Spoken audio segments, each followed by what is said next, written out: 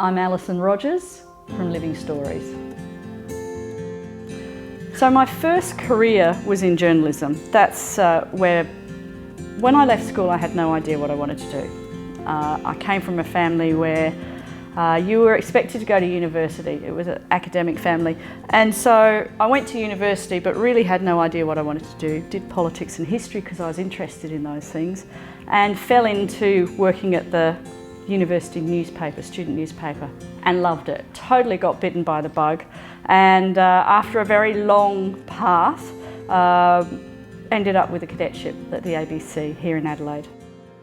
So worked as a journalist for the ABC for 12 years and a broadcaster. Loved it, learnt so much, and I think a lot of what I do now is very much shaped by those days that I had at the ABC. From journalism and broadcast, I then became a media advisor to a politician. So I was presenting a current affairs drive time program on Metropolitan Radio for the ABC, then was offered a job working as a media advisor. And I was feeling a little bit like a performing monkey, and I thought, oh, this will be much easier than having to go on the radio every day. Never been so wrong about anything in my life. I worked for Natasha Stott-Despoja as her media advisor, and then she became leader of the party of the Australian Democrats, and I was her chief media advisor. Students of history will know that party doesn't actually exist anymore, and it was at that point that it imploded. So I learnt a lot about journalists being on the other side. I learnt a lot about politics, and walked away from that experience fairly battered and bruised.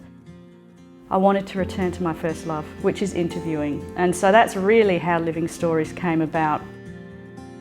From a conversation with a gentleman who was running nursing homes, who told me how often he goes to funerals, no big surprise, but how often he would talk to the son or the daughter of the person that had passed away, and they would have found out all this information about their mum or dad. And so I taught myself editing, started the business in a spare room at home, spare bedroom at home, and from there, that was 9 years ago, and I guess the business has evolved and grown, as has my thinking around what I'm doing and the value of stories. And I think in a place like Port Adelaide, Semaphore, this area, and that there's so, you've got the diversity of people and views, and it feels like there is still a really strong sense of community here.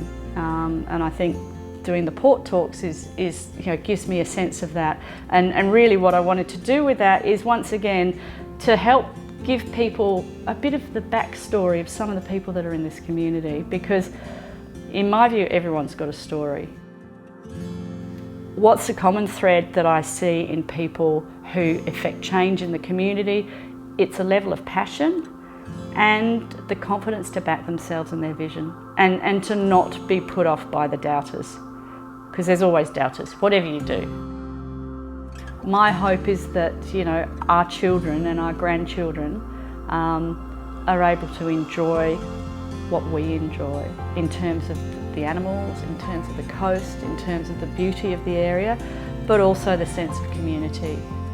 And so I guess my hope is that I'm a fundamental believer in, you try and leave the place in better shape than when you arrived.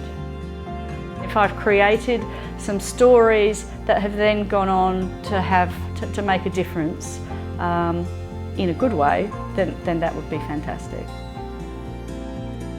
Once you hear someone's story and get a chance to look at the world through their eyes, it changes your perspective, it broadens your mind.